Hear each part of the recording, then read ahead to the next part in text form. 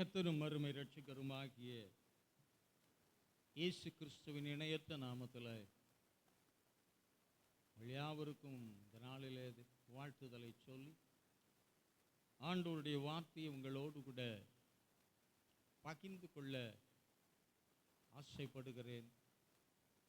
கர்த்தர் பகிர்ந்து கொடுக்கிற வார்த்தையின் அடிப்படையில் இங்கே வந்திருக்கிற இந்த வார்த்தைகளை கேட்கிற எல்லாருக்கும் கர்த்தர் உதவி செய்வாராக. இன்னைக்கு மிக ஒரு முக்கியமான ஒரு காரியத்தை உங்களோடு கூட நான் பேச விரும்புகிறேன். ஏசாயா 66:13 ஒரு தாய் தேற்றுகிற விதமாய்,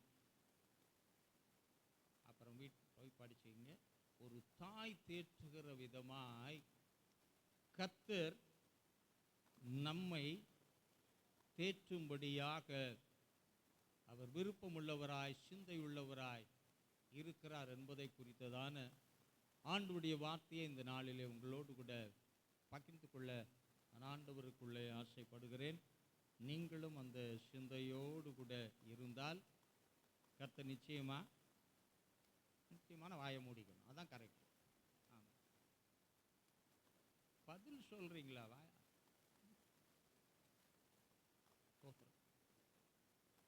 கர்த்தர் எல்லாரையும் காப்பாற்றணும். தாய் தேற்றுகிற விதமாய் கர்த்தர் தேற்றட்டும். அதற்காகவே தான் கர்த்தர் ஊழியரை வைத்திருக்கிறார், அவருடைய வார்த்தைகளை வைத்திருக்கிறார், அவருடைய திருச்சபையை வைத்திருக்கிறார், தேவ ஜனங்களையும் கர்த்தர் அதற்காக வைத்திருக்கிறார். சீஷன் அவனையும் அவர் கர்த்தர் அவ்விதமாய் வைத்திருக்கிறார் என்ற காரியங்களை நான் கால வேளையில் வேதத்தின் அடிப்படையில் நான் பார்த்தபோது, தாய் என்று சொல்லி ஒரு சில நிலைமைகளைத்தான் நாம் நினைத்ததுண்டு, நினைக்கிறதுண்டு, நினைக்க போகிறதும் உண்டு. ஆனால் இந்த கால வேளையில் தேவனே தாயாக மாறி ஒரு தாய் ஸ்தானத்தில் நின்று கொண்டு, ஒரு தாய் தன் பிள்ளைக்கு எவ்விதமாய் செயல்பட விரும்புவாளோ அதை காட்டிலும் அதிகமாய் செயல்பட்டு உங்கள் யாவரையும் கர்த்தர் தேற்றி இந்த வருட வாக்குத்தத்த வசனத்தின்படி உங்களுடைய சந்தோஷம் நிறைவடையும்படியான காரியங்களை அவர் செய்வாராக. இந்த உலகத்தில் நமக்கு பலவிதமான நெருக்கங்கள், போராட்டங்கள், சோர்ந்து போகக்கூடிய காரியங்கள் இருந்தாலும் ஒரு தாய் நமக்கென்று இருப்பாள் என்றால் அந்த தாய் எத்தனை அதிகமாய் பொருள் இருக்கோ இல்லையோ அவருடைய வார்த்தையினாலவே நம்மை தேற்றி நம்முடைய கண்ணீரை துடைத்து முடிந்த மட்டும் அவள் என்ன செய்ய முடியுமோ அதை செய்து அந்த பிள்ளையை அவர் நடத்துகிறது போல ஆண்டவரை யார் ஸ்தானத்துக்கு கொண்டு வந்துடணும்? ஆண்டவரை தாய் ஸ்தானத்துக்கு கொண்டு வந்து விடுவது எளிதா கஷ்டமா? ஏன் எளிது? தாய் தேற்றுவது போல அப்படிங்கிற கஷ்டம் என்று சொல்லக்கூடியவர்கள் யாராலும் இருக்கிறீர்களா? கொஞ்சம் பேர் தான் ஆமான்னு சொன்னீங்க. அப்படின்னா மற்ற எல்லாருமே இல்லை என்று சொல்வதாகத்தான் அது பொருள்படுகிறது. நம்ம வீட்டில் பொருள் இருக்குதோ இல்லையோ, தாய் என்ற நிலைமையிலே ஒரு தாய் செயல்படும் போது எல்லா குறைகளுமே நிச்சயமாய் மாற முடியும். ஏன் இன்னைக்கு மாறலை, அது மாற்றி அமைக்கப்பட முடியலை என்பதையும் வேதத்தின் அடிப்படையில் உங்களோடு கூட இந்த காலவெளியில் தேவனுடைய வார்த்தையை கொண்டு நான் உங்களோடு கூட பகிர்ந்து கொள்ள ஆசைப்படுகிறேன். முதலாவது நாம் வாசித்து அறிந்து தெரிந்து கொள்ள வேண்டிய இடம், நான் பின்னாடி அந்த இடத்துக்குள்ள வருவேன். மத்தேயு 12:50 நீங்கள் வாசிப்பீர்கள் என்றால், அவர் சித்தம் செய்பவன். யார் சித்தம்? ஆண்டவருடைய சித்தம் செய்கிறவன் தான் இந்த உலகத்திலே தேவனால் நியமிக்கப்பட்ட ஒரு தாயை போல காணப்படுகிறான். தாயா இருக்கணும், ஒரு பெண்ணா இருக்கணும், அப்படி இந்த பதத்திலே நீங்கள் எடுத்துக்கொள்ள வேண்டாம். ஆண்டவரை காணவும் அவரோடு பேசும்படியாய் அவருடைய குடும்பத்தார் வந்து வெளியே நிற்கிறாங்க. இயேசு கிறிஸ்துவோடு கூட அவருடைய மகனோடு கூட பேச வேண்டும் என்று சொல்லி விரும்பி அதற்கான செய்தியும் அவருக்கு அளித்த போது தாயை நன்றாக அறிந்தவர் யார் தெரியுமா? ஆண்டவராய் இயேசு கிறிஸ்து.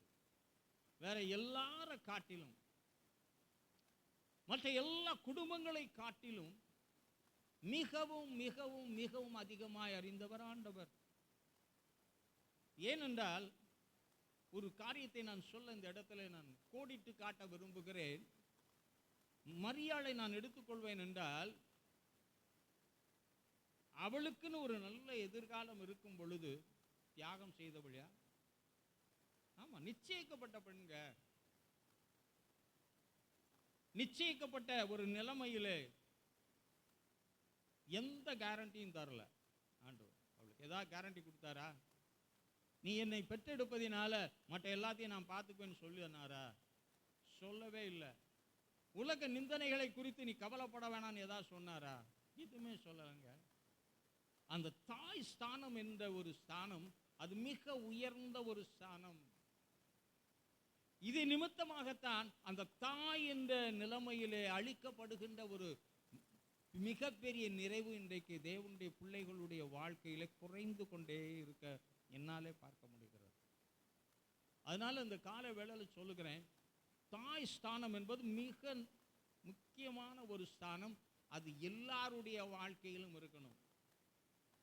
எனக்கு என் தாய் முன்னாடியே போயிட்டாங்க, இருந்தாலும் அந்த தாய் எனக்கு இவ்வளவு செய்யலைன்னா இந்த உலகத்தில் நான் வாழ்ந்திருக்க முடியாது. ஆகவே தாய்க்கும் அவள் தாய் தான், அதே வேளையில் பெற்றெடுத்த பிள்ளைக்கும் அவள் தாய் தான். எந்த ஒரு பெரிய கிரயமானாலும் அந்த கிரயத்தை யாரும் செலுத்தாம போய்விட முடியும். அதனாலதான் வேதம் சொல்லுகிறது, தாய் தன் கற்பத்தின் பாலகனை ஒரு நாளும் மறக்க மாட்டாள். அப்படியே மறந்தாலும், மறக்கவே மாட்டான்னு சொல்லியிருக்கு, நான் ஒரு நாளும் மறக்கவே மாட்டேன் என்று சொல்லியிருக்கிறபடினாலே அந்த தாயின் ஸ்தானத்தின் உயர்வை ஒவ்வொருவருமே அறிந்து கொண்டிருக்க வேண்டும்.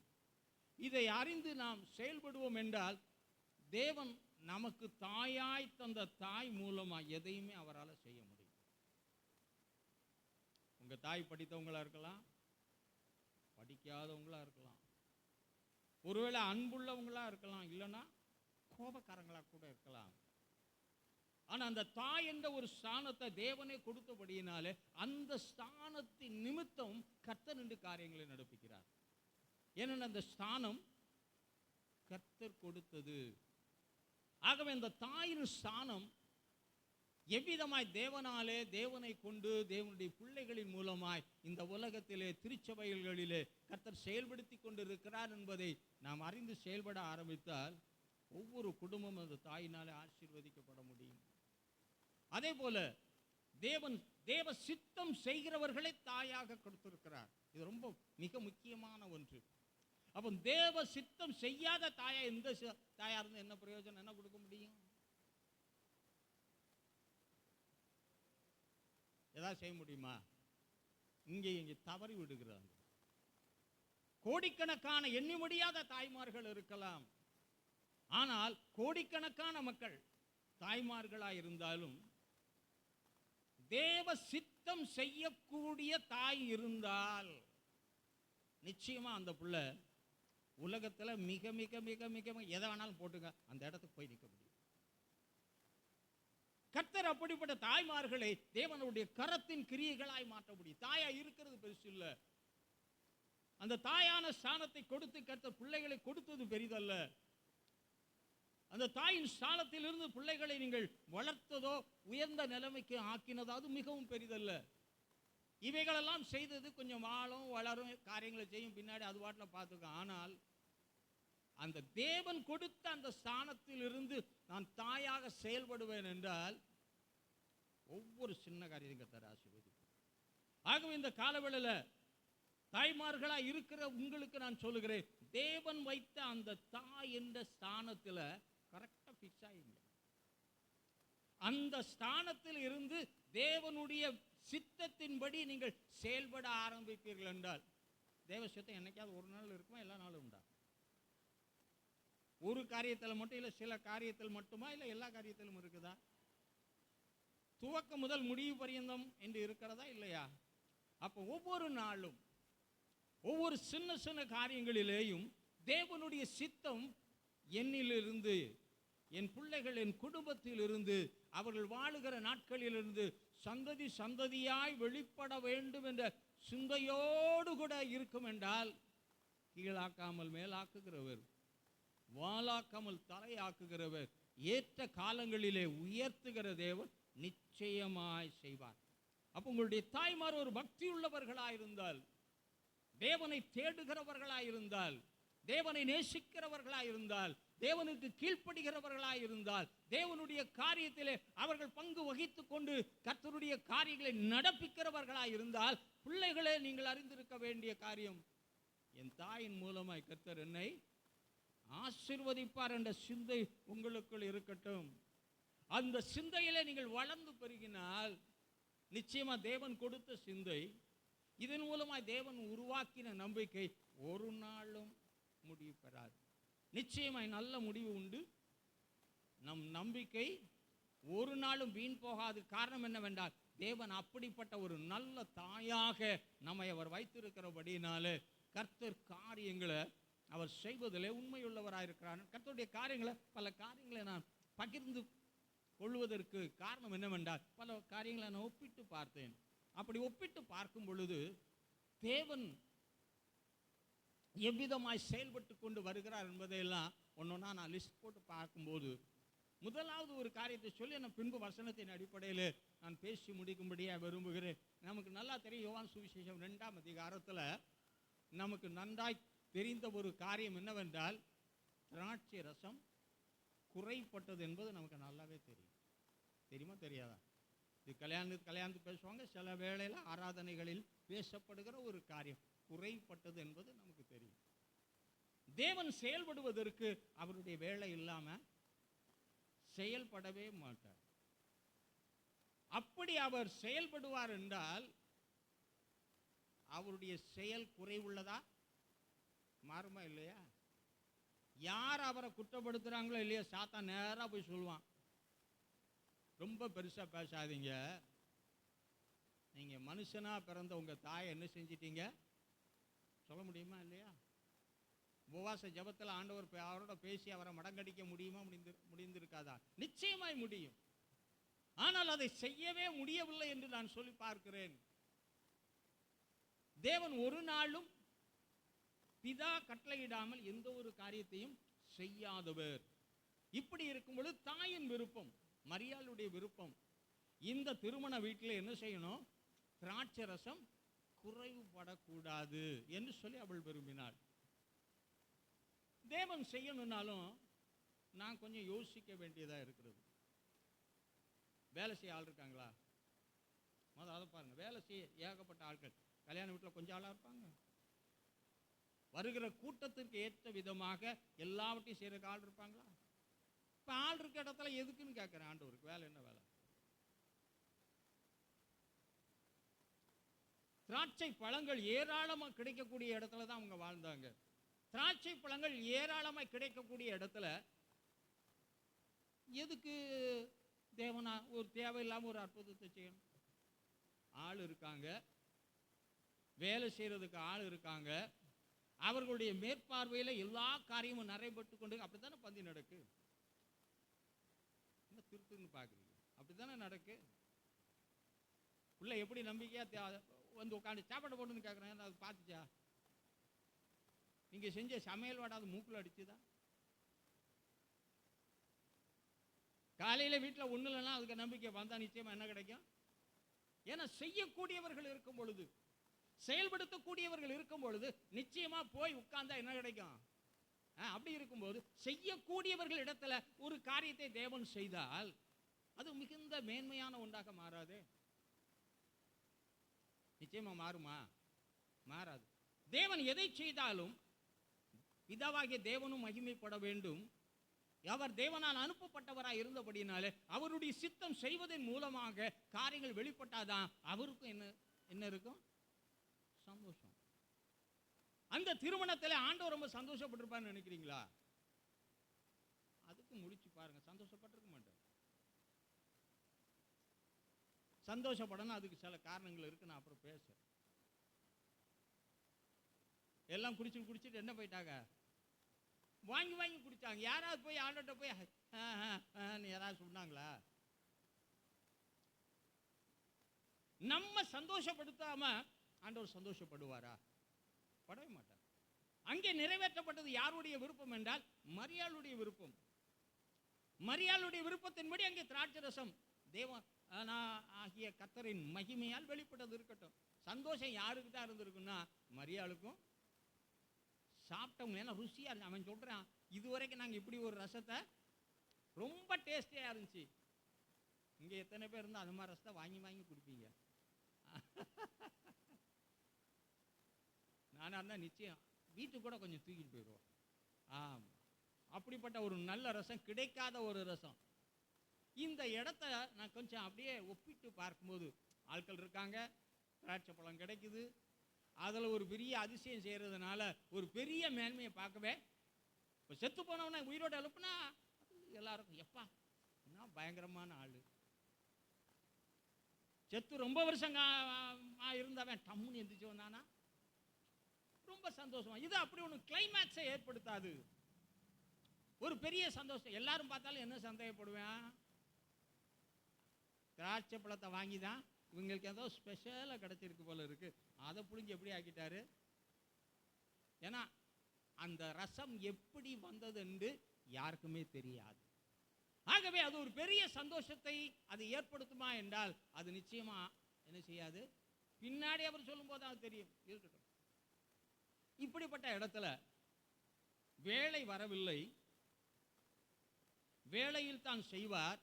பிதா சொல்லாத ஒன்றை அவர் ஒரு நாள் செய்ய மாட்டார். ஆனால் எப்படி தாயின் வார்த்தைக்கு அவர் கீழ்ப்படுது. ஏன்னா நிச்சயமா குற்றம் சாட்டுவோம். நீங்க சொல்லாட்டாலும் யார் சொல்வா? சாத்தான் நிச்சயமா சொல்ல. அந்த இடத்தை எப்படி கர்த்தர் மாற்றி அமைத்துக் கொண்டார், புதிதாக்கி கொண்டார், என்ன அடிப்படையிலே அந்த திராட்சை ரசத்தை அவர் கொடுத்தார் என்று பார்க்கும் பொழுது அந்த தாய் தன்னை பெற்றெடுப்பதற்கு அவள் செய்த தியாகமும் தெரியும். எந்த கேரண்டி கொடுத்தாலும் யாருமே அந்த இடத்துக்குள்ள என்ன செய்ய மாட்டாங்க. அந்த இடத்துல அவள் செலுத்தின முதல் கிரயம் ஆண்டவருக்கு நன்றாக தெரியும். இறுதியில அந்த சிலுவையின் அடிவாரம் வரைக்கும் வந்து நின்றார். தேவன் எப்பொழுதுமே நம்முடைய வாழ்க்கையில நின்று செயல்படுவதற்கு, அல்லது ஒரு தாயாய் கொடுத்த ஒரு தாயின் மூலமாய் செயல்படுவதற்கு, இல்லை என்றால் சித்தம் செய்கிற ஒரு மனிதனை தாயாக, அல்லது சித்தம் செய்கிற ஒரு மகளை தாயாக மாற்றி, இல்லை என்றால் நம்முடைய உடன் பிறவாத மக்களை அவர் ஒரு தாயாக மாற்றி அவர் செயல்பட வேண்டும் என்றால் துவக்கமும் முடிவும் எவ்விதமாய் இருக்கிறதோ அதை பொறுத்துதான் கர்த்தர் செய்வார்.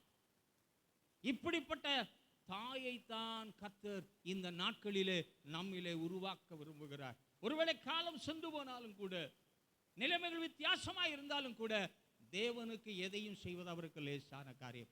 ஆகவே இந்த கால வேளையில உமக்கு லேசான காரியம் என்று நாம் சொல்வோம் என்றால், சில படிப்பினைகள், சில உவமானங்கள், சில நடைமுறைகள், தேவனால் நடத்தப்பட்ட காரியங்களை பார்த்து அறிந்து சிந்தித்து வாஞ்சித்து அதன்படி நம்முடைய வாழ்க்கையில நடக்க விரும்பினார். நீங்கள் வேண்டுவதை காட்டிலும், நீங்கள் நினைப்பதை காட்டிலும், நீங்கள் எதிர்பார்க்கிற காரியத்தை காட்டிலும் மேலான காரியத்தை அவர் செய்வார். சிலுவையின் அடிவாரம் வரைக்கும்.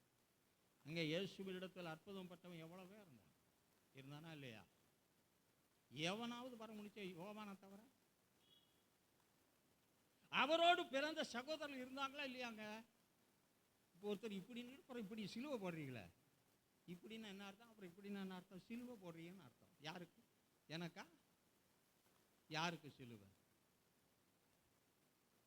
அவருடைய உறவுக்குரிய எத்தனை பேர் இருந்தாங்க? 30 வயசு வரைக்கும் யாரும் தெரியாம இருந்திருக்கலாங்க. ஆனா 3.5 வருடத்துல தெரிஞ்சிருக்கிறதுக்கு வாய்ப்பு இருக்கா இல்லையா? 3.5 வருடம் அவருடைய ஊழியத்திலே அவர் மூலமா வெளிப்பட்ட காரியங்களை கொண்டு அவர் யார் என்பதை அறிந்தவர்கள் எத்தனை பேர் இருந்திருப்பார்? யாராவது சிலுவை இன்றைக்கு வந்தாங்களா? ஏன் சீடனே வரல, ஓடி போயிட்டான். கர்த்தர் எப்பவுமே அதை நிறுத்து பார்க்கிறவராயிருக்கிறார், அதை ஆராய்ந்து பார்க்கிறவராயிருக்கிறார். காரியங்களை செய்கிறதை குறித்து கர்த்தர் கண்ணும் கருத்துமாயிருக்கிறார். அவருக்கு பிரியமாய் நடக்கிற மக்கள், அவருடைய காரியத்தை செய்கிற மக்கள் பூமியில எவ்விதமாய் செயல்படுகிறார் என்று சொல்லி ஒவ்வொரு நாளும் கவனித்துக் கொண்டிருக்கிறார்.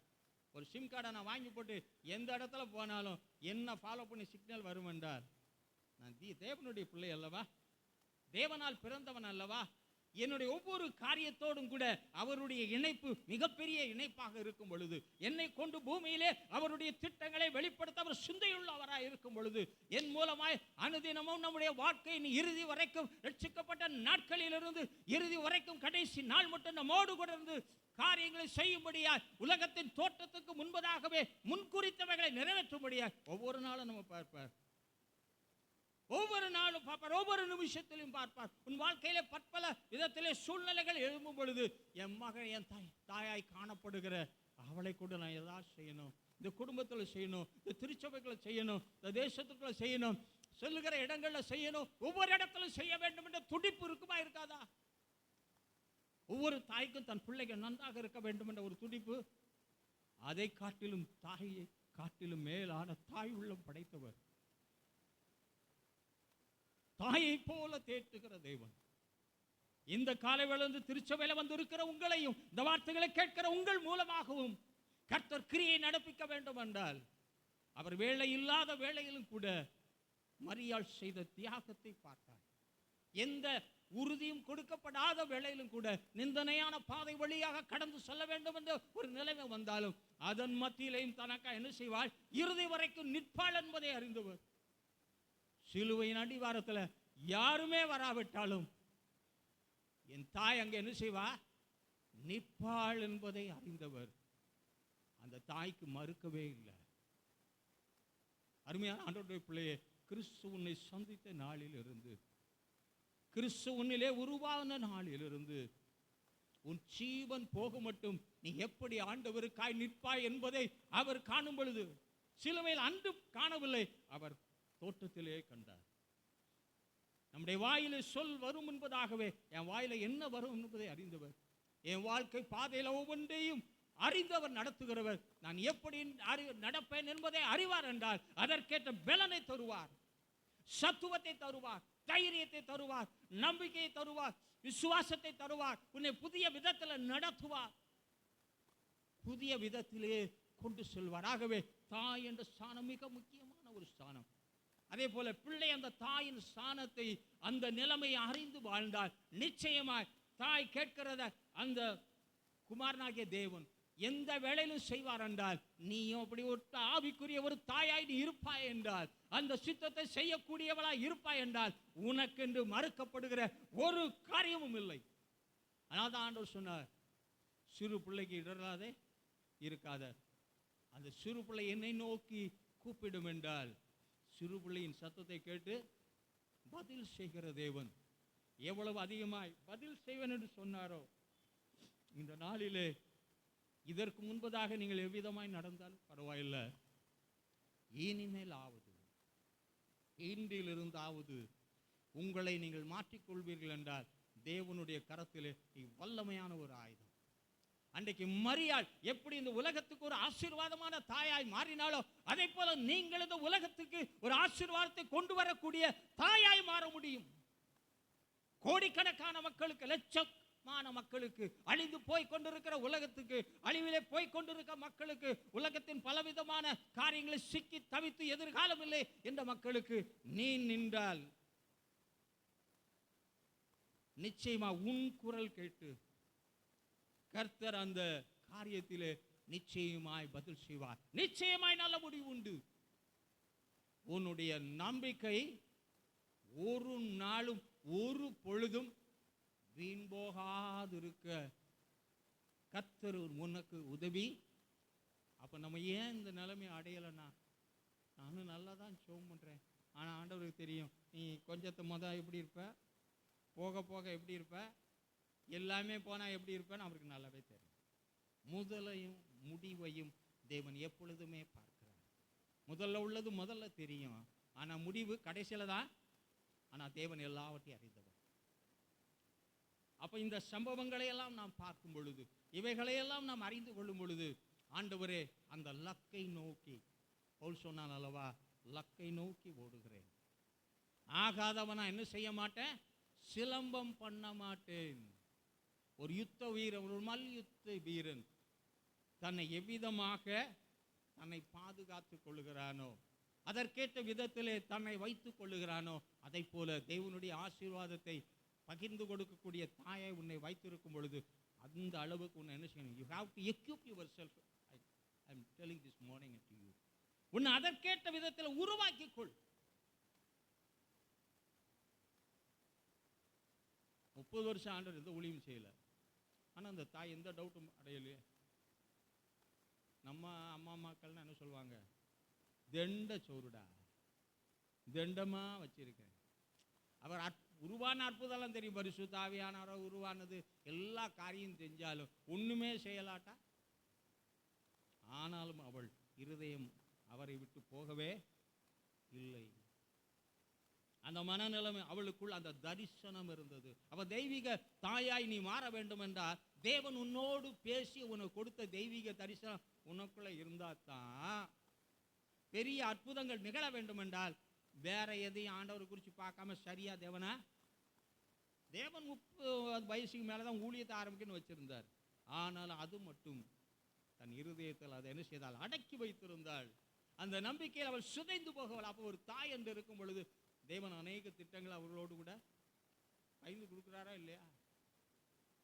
அப்ப அந்த திட்டத்தை ஒரு நாள் என்ன செய்யாதீங்க, அழிச்சிடாதீங்க. அதை எந்த அளவுக்கு அநேக இடங்களில் கெட்டு போறதுக்கு காரணம் பார்த்தீங்கன்னா அந்த தேவ திட்டங்கள் அந்த தாய்க்குள் இல்லை.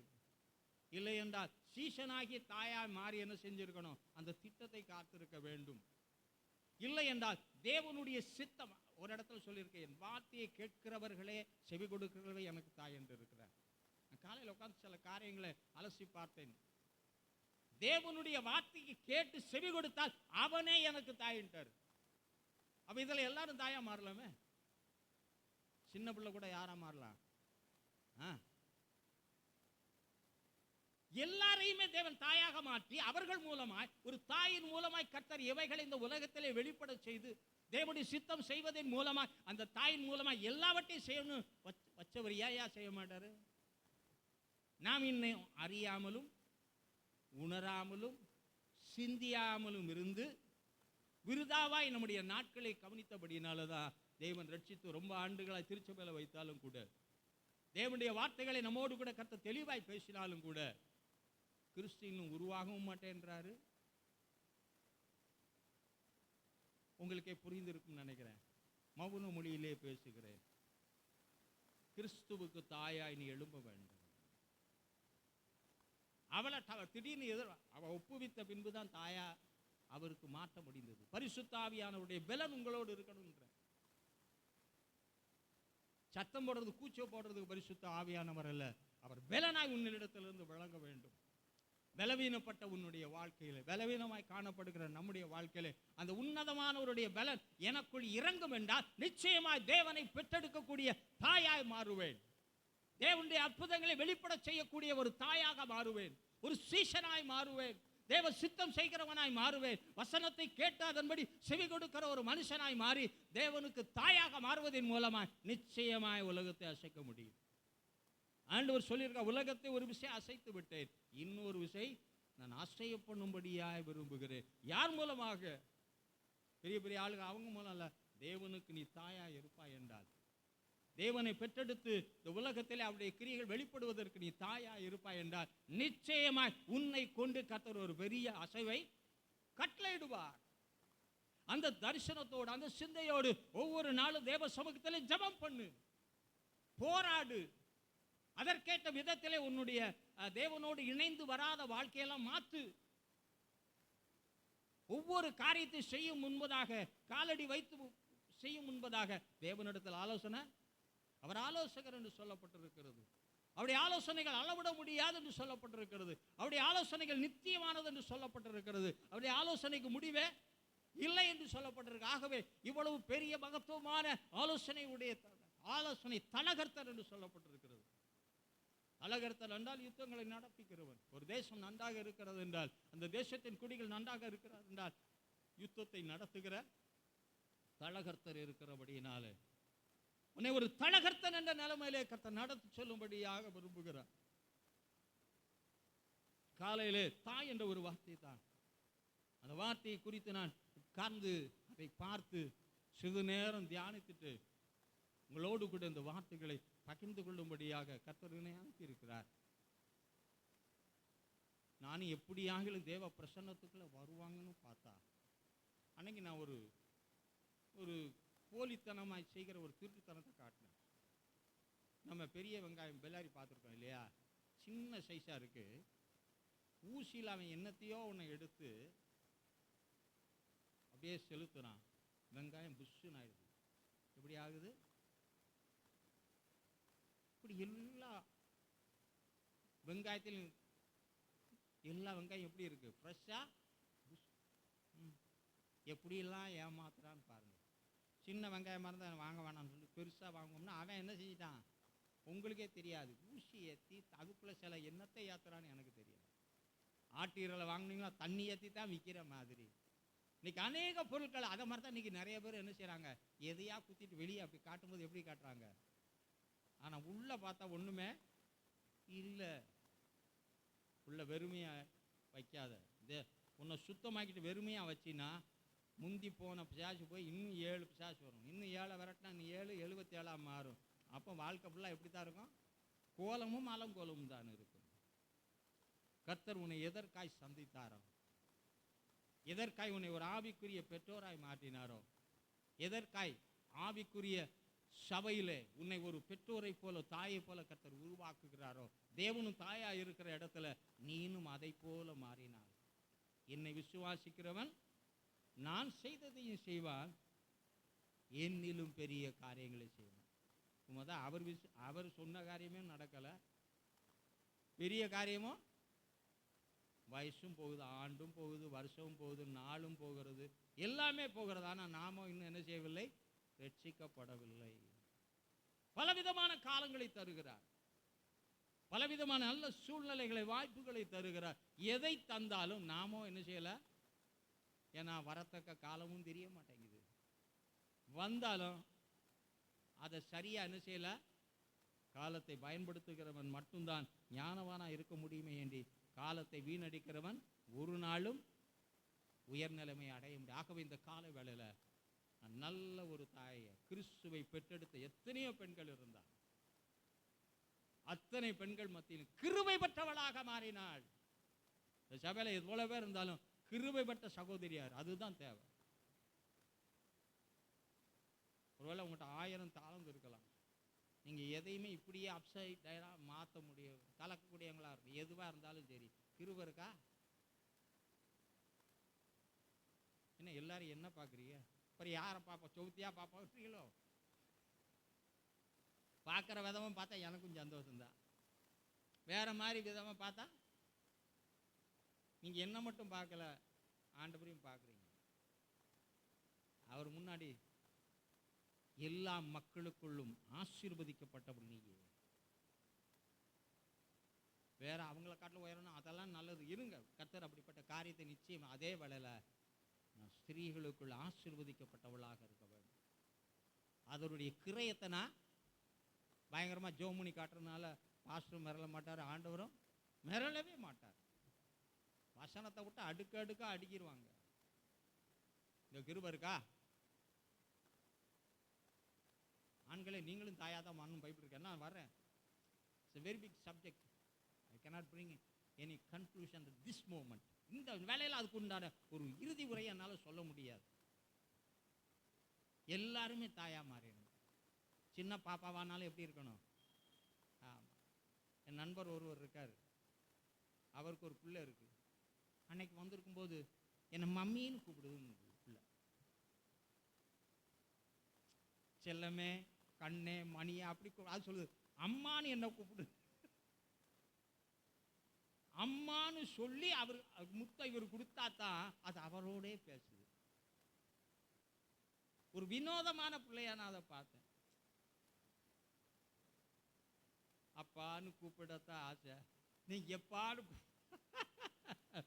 இன்னைக்கு சர்வ குழப்பத்தோட ஒரு தெளிவற்ற நிலைமையில ஓடுகிறபடியினாலதான் நம்ம இலக்கை அடைய முடியவில்லை, சரியான நேரத்தில் அடைய முடியவில்லை, எல்லாவற்றையும் பெற்றுக்கொள்ளாதபடிக்கு நாம் அப்படியே அலைப்புண்டவர்களாக வனாந்தரத்திலேயே அலைந்து விழுந்து போகிறோம்.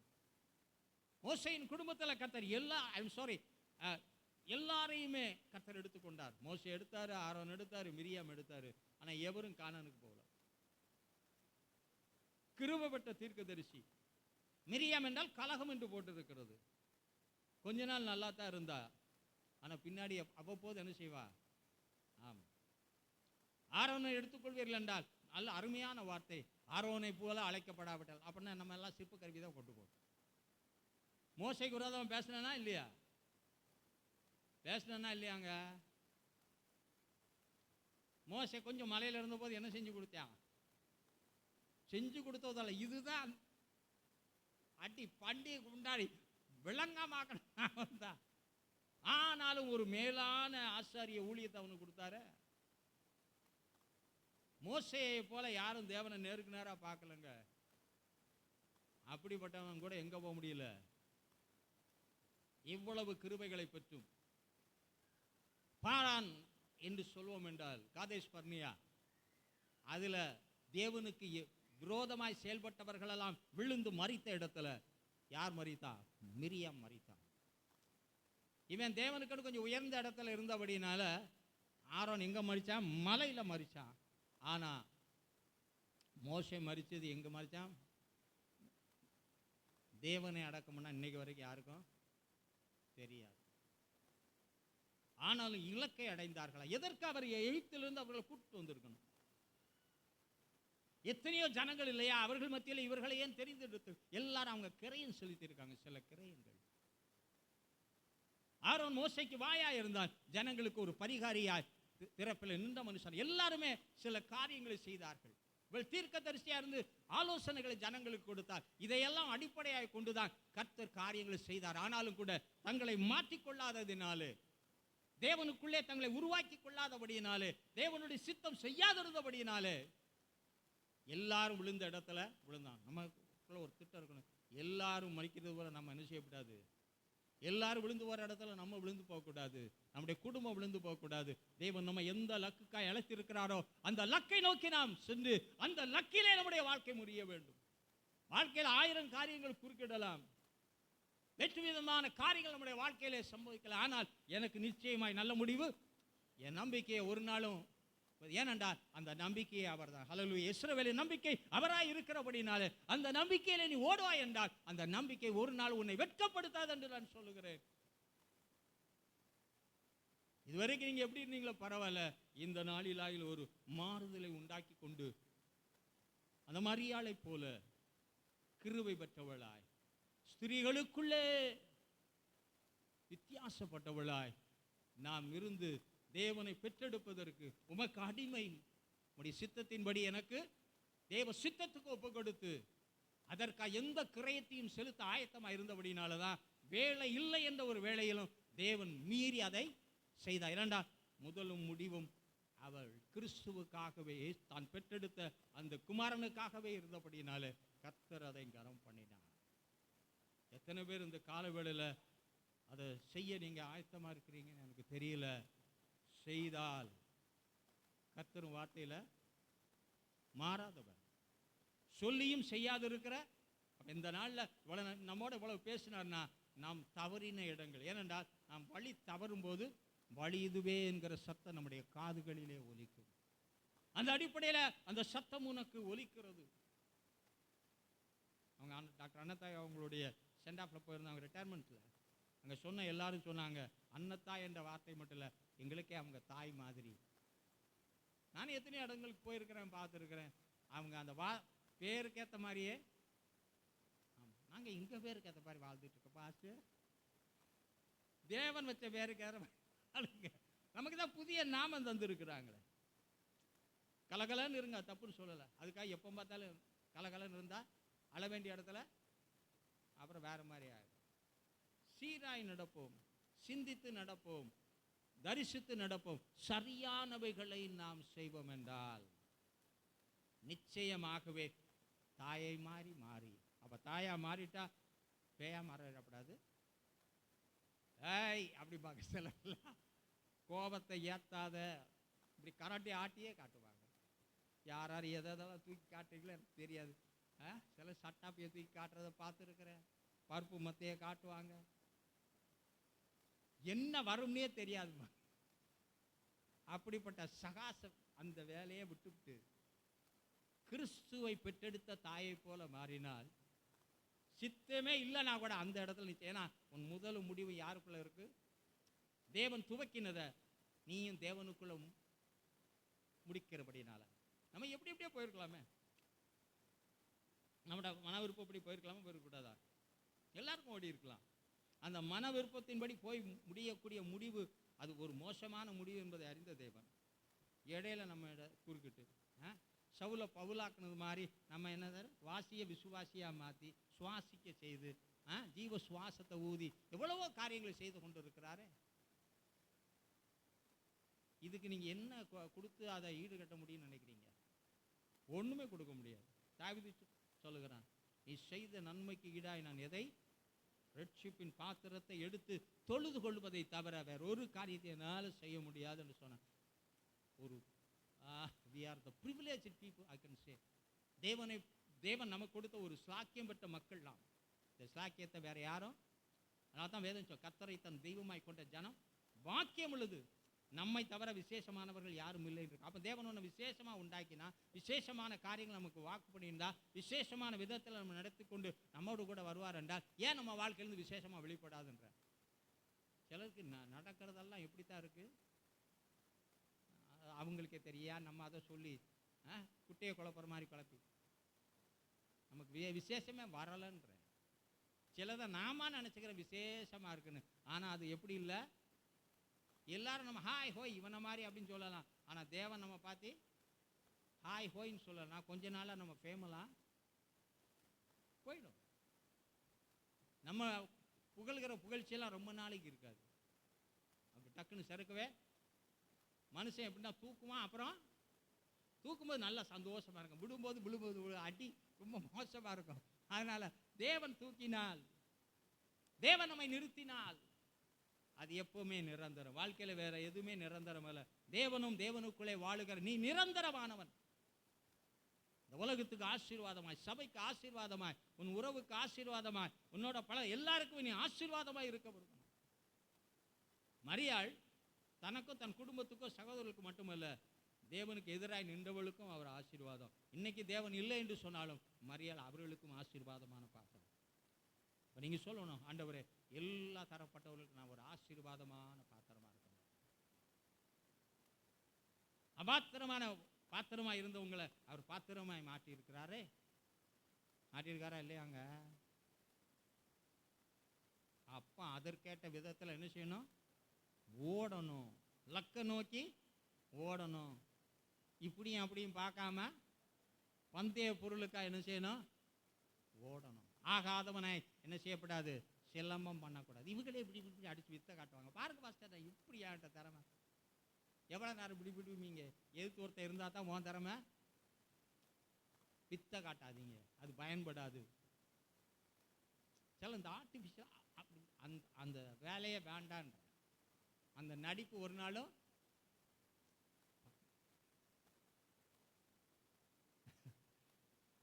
தெரியுத, முழிக்கிற மொழிய காட்டுத. இருதயத்தின் நிறைவினால் கிரியைகள் வெளிப்பட வேண்டும் என்று சொல்லுகிறேன். வசனம் போல இதுலயே நிக்கல வாசம் வசனம் சொல்றேன். அடுத்து இந்த நான் வாசிக்கும் போது ஊழிய பாதையிலே தேவன் வாசிக்கும் மத்தேயு 12:41 வாசிக்கலாம். காரணம் ஊழிய பாதையிலே தாயாய் மாறுதல். மத்தேயு 12:49. சரி சரி. ஊழிய பாதையிலே காணப்பட்டார். கரெக்டா அந்த டெக்ஸ்டுக்குள்ள போங்க. அது வேற எங்கேயுமா வாசிக்கணும், வேற எங்கேயோ போறீங்களோ இந்த மாதிரி இருக்கு. சீடர்கள் கையை காட்டி சீடர்களுக்கு நேரே கையை நீட்டி அங்க சொல்றாங்க, உங்க அப்பா அம்மா அவங்கள பார்க்கணும், பேசணும் ரொம்ப ஆசையா இருக்காங்க. ஏன் கேட்காத ஆளுகளா? 30 வருஷம் கேட்காத ஆளா? என்னங்க கொஞ்சம் வாய் திறந்து தயவு செய்து பேசுங்க. நீங்கள் பெண் மணிகள் கிணி கிணின்னு அடிச்சுக்கிட்டே இருப்பீங்க, அடிங்க. அதனால தான் உங்களுக்கு பெண்மணின்னா. எங்களை ஹேமர் மாதிரி வச்சிருக்கியா. சரி இருக்கட்டும், சம்மட்டி மாதிரி. நீங்கள் மணிகள் தான், எப்பவுமே மணிகளாகவே இருப்பீங்க. மணிகளாக இருக்கணும், அது எனக்கு ஆசை.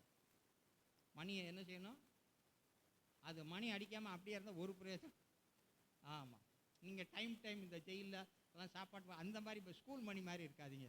எப்போவுமே தேவனுக்கு கண்டு ஒலித்து கொண்டே இருங்கள். கர்த்தர் உங்களை ஆசீர்வதிக்கட்டும்.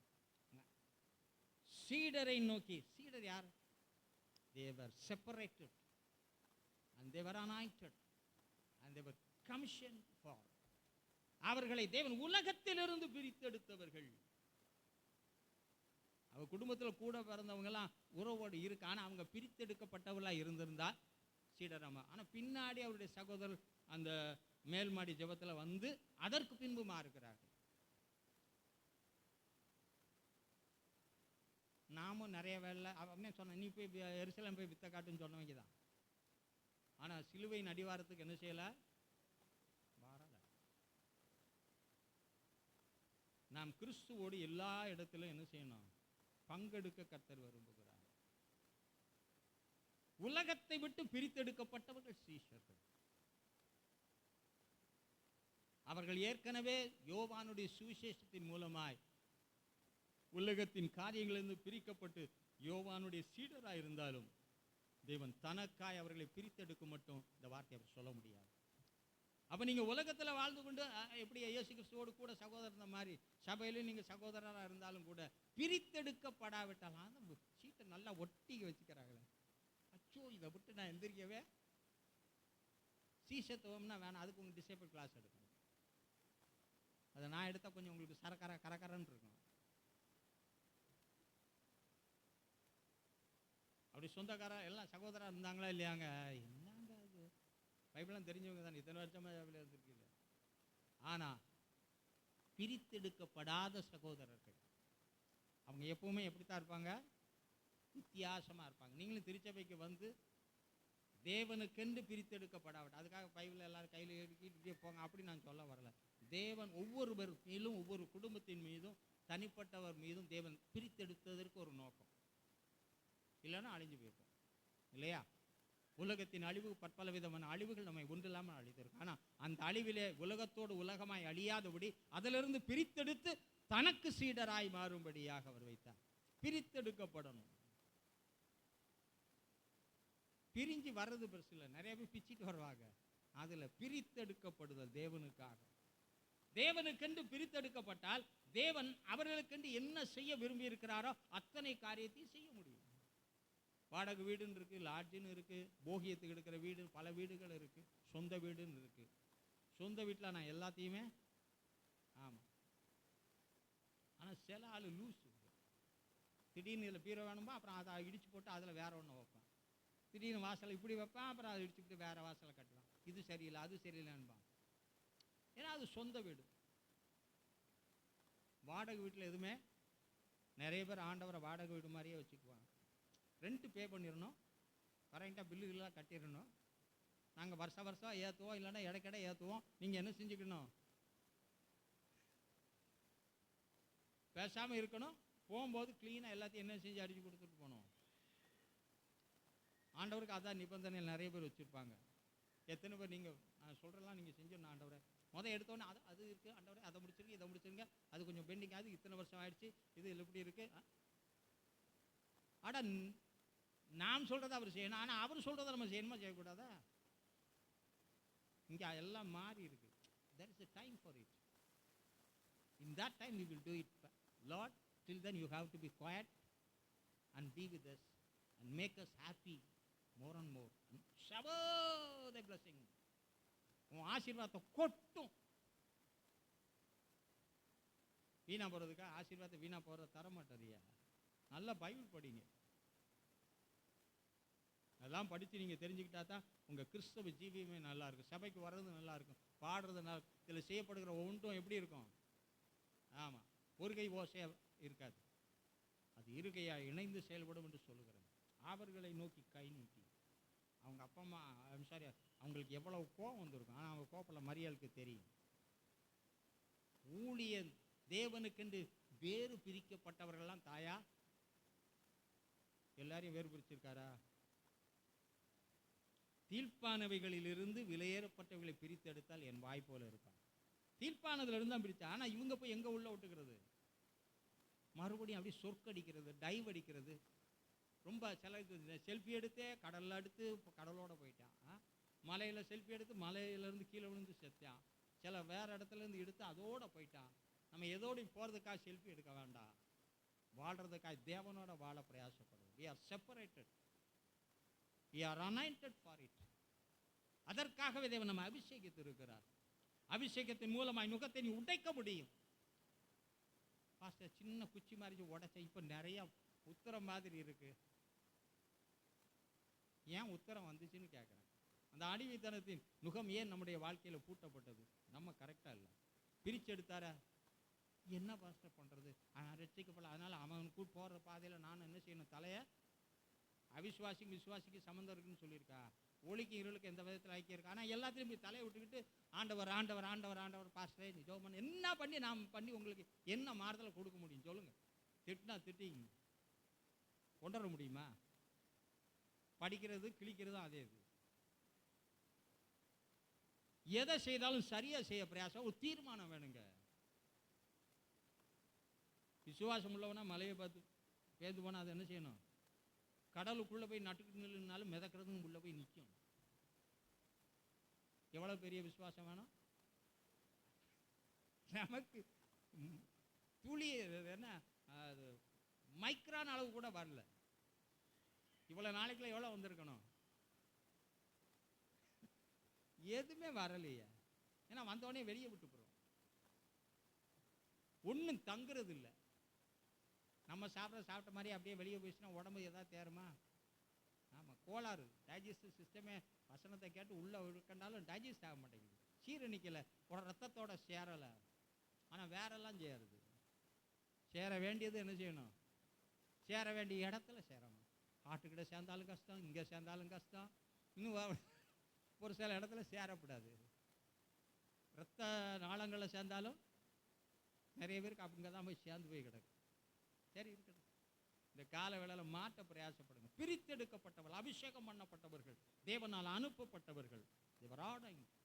They were sent by the Lord to minister unto the world. உலகத்திலே ஊழியம் செய்யும்படியே அனுப்பப்பட்ட. ஆகவே அவர்கள் எனக்கு தாய். அந்த கிறிஸ்துவோடு கூட அவர்களுக்கு ஐக்கியம் இல்லைன்னா அவளை பார்த்து இந்த வார்த்தையை சொல்ல முடியுமா? நான் ஊழியன் தான் இல்லைன்னு சொல்லலை, நீங்கள் பிள்ளைகள் தான் இல்லைன்னு சொல்லலை. ஆனால் இதோட இடிச்சுக்கிட்டே இருந்தா, வசனம் சொல்கிறது இடிக்குது, சில காரியம் சொல்கிற எல்லாமே இடிச்சுக்கிட்டே இருந்தா நான் உங்களுக்கு எப்படி தாயாக இருக்க முடியும்? நீங்களே யோசிச்சுங்க. அவர் சொல்கிறது நல்லா தான் இருக்கு, ஏன்ட்ட சொல்கிறது கிடையாது. இவங்க பெரிய விஞ்ஞானிக மாதிரி வேற எங்கெங்கேயோ போய் பேசுறது. ஏன்ட்ட பேசுங்க, நான் சொல்கிறேன் பதில். நேரம் வேற 9 தொடப்போகுது, நான் என்ன பண்ணுறதுன்னே தெரியல. அந்த சீடருக்கும் அவருக்கும் இருந்த உறவு, அவர் சொல்கிறாரு யோவான் 17, நான் இங்கே இருக்கிறேன், அங்கே இவன் சொல்கிறதெல்லாம் நீர் கேட்கணும், அதே போல் இவனுடைய வார்த்தையை கேட்டு யாரெல்லாம் இருக்காங்களோ அவங்களும் ரசிக்கணும். நம்ம ஒன்றாக இருக்கிறது போல இவர்களும் என்ன செய்யணும்? ஒரு பெரிய மாற்றத்தை தேவன் உருவாக்க விரும்புகிறார். அதற்காகத்தான் சீஷத்துவம். இன்னைக்கு மாற்றத்தை சீஷத்துவத்தில் உருவாக்குறதுக்கு எவ்வளவுதான் வசனங்களை சொன்னாலும் என்ன செய்ய மாட்டேங்குது? காதும் அடைச்சிக்குது, கண்ணும் அடைச்சிக்குது, இதயமும் வாயும் அடைச்சிக்குது, எல்லாமே அடைப்பா இருக்கு. எதெல்லாம் திறந்து இருக்கணுமோ அதெல்லாம் அடைச்சிருந்தா என்ன ஆகும்? செத்தமுறை தான் அடைப்பாங்க, மூக்கில் அடைப்பாங்க, கண்ணும் அடைப்பாங்கன்னா ஒரு மாதிரி முழிக்கிறது. அப்புறம் வாயும் வச்சு இப்படி என்ன செய்வான் மேலே, அப்புறம் காலையும் கை இல்லைன்னா அது ஒரு மாதிரி போயிடும். இப்படி ஆள்லையா நம்ம கர்த்தர் எப்படியோ மாற்றி இருக்கிற ஜீவனை கொடுத்து அவரே ஜீவனாக இருந்து அவரே எல்லா காரியம் இவ்வளவு செஞ்சிருக்கும் போது, இவ்வளவு பெரிய நன்மைகளை நாம் பெற்றிருக்கும் பொழுது நம்ம இப்படி போனோம்னா என்னங்க ஆகும்? இவ்வளவு பெரிதான ரட்சிப்பை குறித்து நாம் கவலையற்று இருப்போம் என்றால் வரும் தண்டனைக்கு மில்லியோனை கேட்டால் தான் தெரியும். பாஸ்டர் இப்படியா பிரசங்கம் பண்ணு சொல்லுவாங்க. செய்ய சாத்தியம் உள்ளதை எங்களை அம்மான்னு சொல்லுங்க, எழுதிட்டேன். டேடின்னு சொல்லுங்க, எழுதிடுறேன். ரொம்ப பெருசாக என்ன செய்யாதீங்க. நீங்கள் என்ன சொல்லி நான் என்ன பண்ணேன்? ஏன்னா கிளாஸ் மாதிரி ப்ரொமோஷனில் வந்திருக்கீங்க. அப்புறம் உங்களுக்கு போய் அப்பா அம்மான்னு நான் சொல்லிக்கிட்டு இருந்தேன்னா அப்புறம் நான் சரிப்படாத. எத்தனை பேருக்கு இது பிடிக்குது? கையே கிடையாது. சொன்னதாவது சரி, நிறைய பேருக்கு கையை உயரல. பாவம் கையெல்லாம் வச்சிருந்தாங்க. ஸ்தோத்திரம், நல்லா கை கட்டி தேவன் மனசார ஸ்தோத்திரம் பண்ண. அதனால அவர் தாயாக கண்டபடினால தான் சீடர்கள் மூலமாய் கத்த பலத்த காரியங்களை செய்ய முடிந்தது. அது அந்த ரிலேஷன்ஷிப். அப்போ தேவன் தன்னால் தெரிந்து கொள்ளப்பட்டவர்களை தாயாக பயன்படுத்தி எதையும் அவர் தான் கேளுங்கள் அப்படின்றார். இவன் என்ன செய்யறான்? ஆண்டவர் சொன்ன மாதிரி கேட்டானா, செஞ்சானா? அவர் இவ்வளவோ வெளிப்படுத்தார். அதுலேயும் பாருங்க, 9 ஒரு பக்கம், 3 ஒரு பக்கம், ஒருத்தன் மட்டும் உட்காந்து அவ்வப்போது கேட்டே இருக்கான். அவனை அழிக்கவே முடியல. இன்னைக்கு இந்த கூட்டம் தான் அந்த அது தூங்கும், அது எல்லாமே செய்யும், அப்புறம் வேற மாதிரி என்ன செய்யும். ஆனால் இதுக்கு பேர் மாட்டம் உண்டு. உயர்ந்த அனுபவங்களெல்லாம் என்ன செஞ்சுட்டே இருப்பாங்க.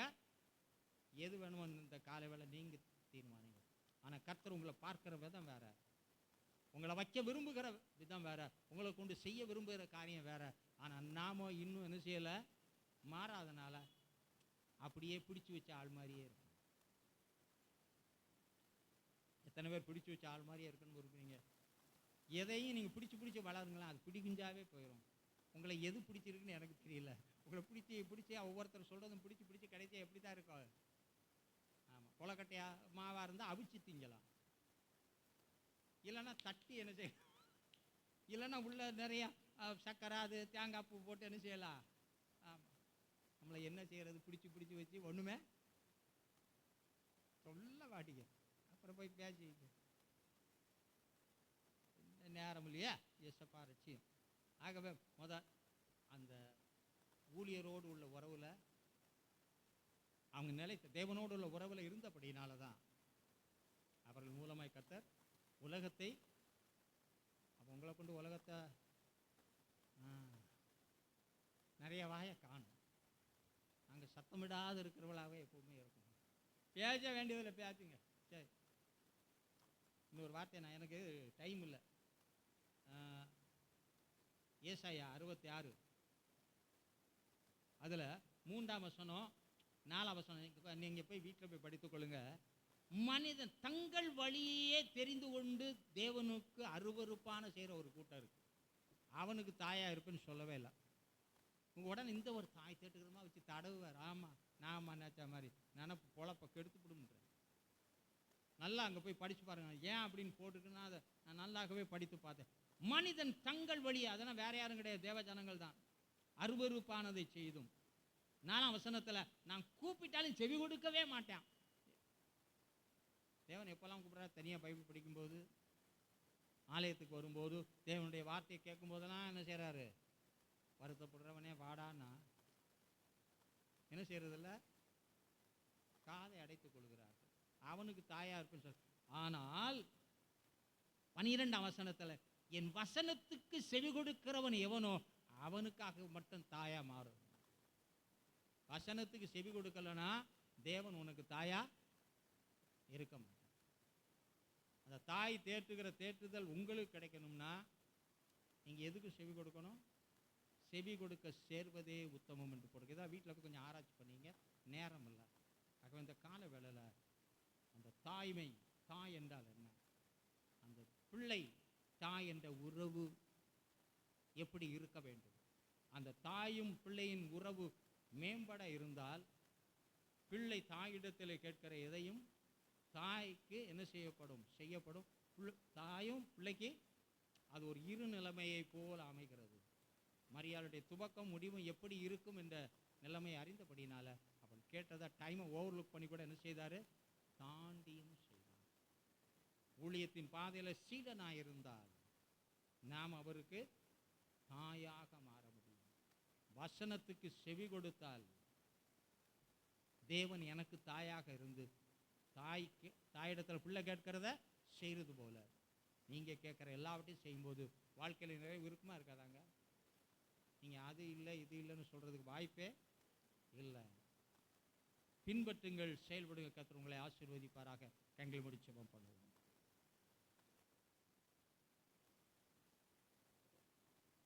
எங்களை அளவில்லாமல் நேசிக்கின்ற எங்கள் அன்பும் இரக்கமுள்ள தந்தையே, நீர் கொடுத்த இந்த ஆசீர்வாதமான நல்ல நாளுக்காய், இந்த நேரத்திற்காய் நன்றியோடு உம்மை துதிக்கிறோம். இந்த நாளிலும் அந்த தாய்மையின் மேன்மையை குறித்து எங்களிடத்தில் சொன்னீர்.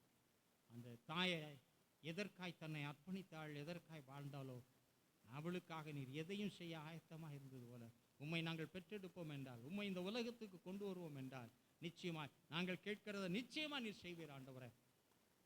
அது பெரிதான காரியமாக செய்வீர். முதலாவது அற்புதத்தை போல செய்து நீ விளங்க பண்ணது போல அநேக காரியங்கள் எங்கள் மூலமாக செய்து இந்த உலகம் அறியும்படியான காரியங்களையும் செய்வீர். நவமான ரசமாக நீர் எங்களை வைத்திருக்கிறீரப்பா. நீர் ஆசீர்வதித்து அனுப்போம். அதே போல உங்களுடைய வார்த்தையை கேட்டு செயல்படுகிறவர்களாக இருந்தால் நிச்சயமா கேட்டு செயல்படுவதற்கு நீ தாயா இருப்பேன்னு சொல்லியிருக்கீங்க. ஆகவே யாரெல்லாம் கேட்டு செயல்படுவதற்கு ஆயத்தமாக இருக்கிறார்களோ அவர்களுக்கு தாயை போல காரியங்களை செய்து அவருடைய நிலைமையெல்லாம் மாற்றி ஆட்டி தேற்றி அரவணைத்து பெரிய காரியங்களை செய்யும். துதிக்கிற மகிமையெல்லாம் செலுத்துகிறேன் இயேசுவின் இன்ப நாமத்தில் பிதாவே. என் ஆத்துமாவே கர்த்தரை ஸ்தோத்திரி, என் முழு உள்ளமையோட பரிசுத்த நாமத்தில் ஸ்தோத்திரி. என் ஆத்துமாவே கர்த்தரை ஸ்தோத்திரி, கர்த்தர் செய்த சகல உபகாரங்களையும் மறவாது. ஆமென். கர்த்தர் தாமே உங்கள் அனைவரையும் ஆசீர்வதிப்பார்.